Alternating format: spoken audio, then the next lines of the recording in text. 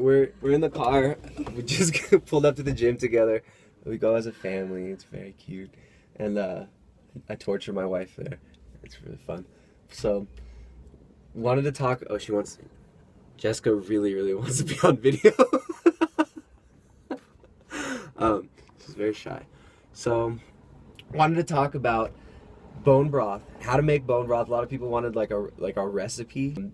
Bone broth is really basic to make. It's really easy, but it's something that we always have a pot of in our house. We used to use a slow cooker. That kid was just peeing in the road. We used to use a slow cooker, but then we broke it because we used it so much. We broke it while we were washing it, the bowl for the slow cooker. So now we just use a pot, and yeah, it's really basic. It's something that you should always have around. It's pretty much like the most awesome, like low carb or paleo. I mean, no matter what diet you're on, you want to have bone broth. I mean, unless you're vegan, then you don't eat animal products. But bone broth is very essential. It's got, I mean, it's loaded with essential amino acids, glycine and proline, as well as, I mean, what else? Collagen, gelatin, and it's pretty amazing stuff. Really good for adapting to ketogenic diet and keeping your electrolytes in check.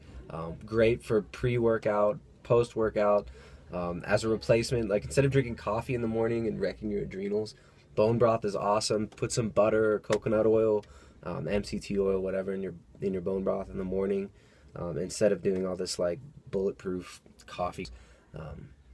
But yeah, this is my wife Jessica, my daughter Ariana. You don't want to say anything about bone broth? I love bone broth. I think it's so awesome. And whenever we have the pot on, we put Ariana's boogers in the bone broth sometimes too. We have the pot on for like 6 days out of the 7, and then on the 7th day it's getting washed. And that day we always have it stocked in the refrigerator to make sure. Oh yeah, we don't ever dry up. We reuse the bones, right? Been reusing the bones. Yeah, I'm working on a new technique right now where it's just endless. Yeah, we'll talk. It just keeps going. We'll talk about the endless bone broth technique. We'll keep the video on Ariana to see if she's triumphant in her booger picking. Do you want to show the flowers, Ariana? You want to show the flowers? Do you like bone broth? She likes bone broth. So yeah, we're gonna go get our little family workout in, and then we'll hit the video when we get back and show you how we start our endless weekly pot of bone broth, and just keep it going and going and going. So, bye. Say bye, Ariana. Mom, you car. What? Look, come on. What do you want Mom to do? How should Mommy do this? And your car. Okay, so we're back from the gym, and we're ready to get our bone broth going for the week. Jessica, my awesome wife, she's going to talk about her method, her never-ending bone broth pot method, for recycling the bones and using the same bones several times, while adding new bones and certain parts to keep it going and to keep it gelling and to keep it really nutrient dense. So here we go. Alright, so we're starting out here. I have about 4 to 5 pounds of meaty bones. These are marrow bones. Kind of a lot of meat on these ones. These ones in here. We picked out extra meaty ones from the market because Ariana really likes to eat this part here. She eats it cooked. Yeah. She's not about to eat it right now. Once it starts going, usually after about like 12 hours, the meat's nice and soft, and you can just stick a fork in there and kind of pick it off. But look how good that meat is. That's all grass-fed meat. So what kind of bones are the best? What are the best materials for it? Knuckle bones, marrow bones. If you can get a knee, those are really awesome. A shoulder. You're strong, girl, huh? And the feet. We love the feet. And these, I hope you get a good view here. I don't know exactly what it would be called if you ask a butcher. So yeah, you want a lot of connective tissue. Use the skin. Stuff with lots of marrow. Look at all the connective tissue in there. Oh, the tail's really nice. Ligaments, yeah, tail. What do they call it? Oxtail? Yeah. Yeah, so use the tails, the knees, the elbows, the head, shoulder, knees, and toes. Yeah, use all the joints, the connective tissue, and the marrow. Super important. Yeah, you want to use grass-fed meat. You want to use grass-fed bones. You don't want to have a bunch of hormone-ridden, recombinant bovine growth hormone injected, antibiotic injected cows that are full of omega-6 fatty acids and fed a bunch of grain their whole life. You want the high quality stuff. It's all about high quality. It's all about optimizing your nutrients, decreasing inflammation. So you can see every single angle of these bones as Ariana messes with them. And what do you have over there? This is our foot. All right, this is kind of like the secret ingredient here, isn't it? Yeah, it makes it really, really jelly. This is definitely essential. Look at this. Look at all this. Look at that stuff. Does that look delicious? Probably not. But that stuff right in there, that stuff is all going to be loaded with collagen, loaded with gelatin. This is the initial batch that I make on Sundays normally. And when the bones are new and they're fresh, I like to do it for 48 hours, at least. So this one will go for 48 hours with these bones? Yeah. Oh, and that? And this. Okay. Yeah. You could do 48 to 72. Okay. And then, on a low simmer. And then we strain it, right? And then strain it, yeah. Strain it, and then I reuse these same bones, right? So you have these little U-shapes here, these little bones. These ones, they start to break down, and all this, it becomes really crumbly. So we reuse those bones after 2 days. Do you add more, or what do you do? I'll add another half of a foot, this one again, and then depending on our meat supply, Ariana really likes it, eating it, so I try to keep it constant. Maybe I'll add another thing like this, about, I don't know, 1.5 pounds or 2 pounds, and then we'll take the meat off, and then maybe the next day add another one. So basically you just roast some more bones and throw them in the pot with the same bones that are already in there and keep it going. Sometimes the endless sometimes bone broth. The endless bone broth pot. I mean, you don't really need to wash the pot. It's still clean. Just throw some more bones in. You just keep that whole. Keep going, I mean, it's like this stove will be on all week, just full of bone broth. And when you want it, you take a ladle, you scoop it out, or you filter it every couple days, throw it in the fridge, see how gelatinous it gets and how delicious it gets, and you just keep it going. It's never ending. Once a week, we'll throw all the bones out and start all over again. But so yeah, that's the first ingredient is the grass-fed bones. What's that? Next, we have our acidic medium. We use limes down here. Limes, lemon, apple cider vinegar are all really good. We don't have apple cider vinegar. So how much, if they were going to use apple limes. cider vinegar, how much would they use? 1/4 cup. 1/4 cup. Yeah. And then what about for limes? You don't use it. That's a 1/4 cup? 1/4 cup. Mm-hmm. Oh, wow. 4 to 5 limes. Sometimes 6 if they're really small. Yeah. So that kind of helps break down. You want to see? That kind of helps break down the calcium and all the minerals. It does. It helps extract it. Yeah.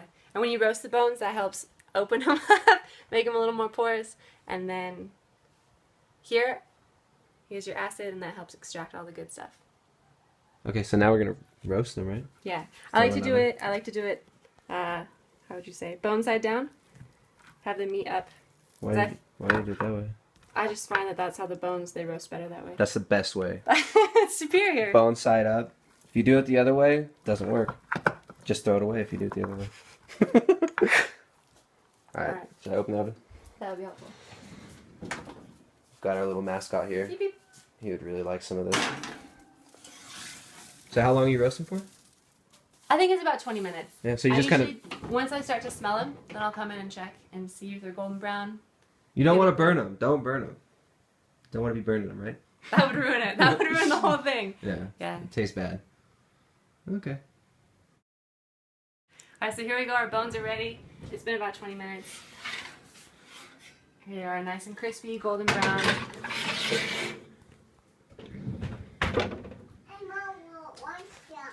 Yeah. Perfect. You can't really see. There we go. So we just pick them up, drop them in the pot. I'll add my lime, my acidic medium, and cover them with water. Technically, according to Sally Fallon, who's written Nourishing Traditions and is like super famous for her broths, she works with the Weston A. Price Foundation, and she says to let the acid soak a little bit for 40 minutes, maybe 45 minutes, because it's supposed to really help leach out all the calcium and minerals and whatnot. But I don't really do that. I just put it on low. When you have it on your stove, you keep it on super low so it just simmers. It's not boiling. If you have it in a crock pot, just fill it up Turn it on low. Maybe keep an eye on it as you get familiar with your temperature to make sure it doesn't go too hot. Hey, Mom. And that's that. So you Super basically roast bones, Squeeze lime. squeeze limes Put in pot. with water. Pour water. Very complicated, and then you let it simmer. For 48 to 72 hours. That's the initial first batch, and then if you're gonna recycle your bones, I strain it out every 24 hours. So I'll add I'll add a foot. I'll add some meaty bones. Just keep it going, depending what I have, depending what I want. But sometimes we'll scoop some out before 48 hours and just throw it in a bowl with some food and eat it. So yeah, you can just keep an eye on it. Try it. 48 hours. It's like 48 hours is optimal, right? But maybe not necessary. Like 24 to 72 is the window that you have. Okay. So every stove is different, right? Trial and error. I've learned exactly what to do with my stove, which burner, which temperature, how to position the lid. So This is the final, most important detail. This is the most important part of making bone broth. Put that lid on. gently apply your lid But see, check this out. with a 1 finger distance between. Now, why do you leave that little gap in there? because if it's covered all the way, it boils. Okay, and then what if it's... And if it's just like this, it simmers, and if it's just off like this, it doesn't go fast enough. So or it this is just dehydrates all the water, right? And the water just goes away. Yeah. This Very technical. The Goldilocks, not too much, not too little, just... Is that Goldilocks? Just That perfect. Goldilocks is climbing up... You want to talk about children's... Alright. Thank you very much, Jessica. Enjoy your bone broth. Oh yeah, we'll have to wait till tomorrow to finish it because we'll pull the bone broth tomorrow. And 2 we'll days show from you. now. Oh, 2 days from now? That's what I've been saying. Do you listen to the video? Oh man, this takes so long. Only the first time. Alright. Never-ending bone broth pot is on the stove. So I've been summoned to the kitchen because the bone broth is finally ready. So we're ready to filter it. This is the final super complicated step from the top secret recipe for the endless bone broth pot. Alright, here we go. Should I do art? Hey, Mom. Do me some. Oh, you wanted to do the meat stuff? The bone broth? Bone broth. Yeah, Mama. Wait, Bone tell broth? me what you're doing. Oh, I'm filtering it. Let's see it. That's after 2 days. 2 days. We've added water a few times, maybe like 3 or 4 times. But it should be pretty jelly. Should be pretty good. Yeah? Yeah. Think it's gonna gel? Yeah. Yeah, sure. Alright, so what are you doing? Just pouring it into glass jars here in a fine mesh strainer. You do have the opportunity, like 30 minutes before you want to pull it, to add in herbs. People like to do carrots, celery, onion peels. Those are pretty traditional. We don't do that. We just do it straight with the meat and the bones. This all here is going to be tallow. That's from the fat, and it rises to the top. You can scoop it out, use it for cooking, or melt it down with your meat stock and eat it like that. So you basically roast bones, Roast bones. then you Add lime juice lime juice or apple or cider apple vinegar cider vinegar. or acid. Or acid. Hydrochloric acid works? No. No hydrochloric acid, no LSD, just Limes, lemons, apple cider vinegar. there you go. No caustic solution. So yeah, there you go. Put it in a That's pot. the finished product. Make sure it stays covered with water. It'll simmer down. And just keep it happy. Keep the water on it. Keep it happy. Keep it happy. You talk to it, sing to it, tell it you love it. As you strain it, you can see the marrow bits. Those are nice to eat. And then the meat will be ready as well. It'll be very flaky, very tender. Let's see with this lighting. So that's it. All right, that's Super like simple. Here's our finished bone broth. The first batch I make usually makes 4 gallons each, or no, 4 liters. Each one of these is a liter. Subsequent batches are a little less. They taper down throughout the week. But there's still plenty to go around. check out how jelly it gets. And we're going to pierce it here. Yeah. From the top through the tallow. Let's see. Ooh, look at that. Shake it. Look at that. That is so jelly that people are probably myron. And if you don't get the reference, you're lucky. Yeah, so that's it. I hope you guys enjoyed it. Super easy. Oh yeah, what are the steps again, real quick? Okay, roast bones, grass-fed bones. Roast them. In total, get 5 to 6 pounds. Lemons, limes, apple cider vinegar. Get a 1/4 cup, and then your water. It's usually about a gallon of water per 2 pounds of bones. Simmer for 2 days. Pull. Enjoy. Repeat. Repeat. Lather, rinse, repeat.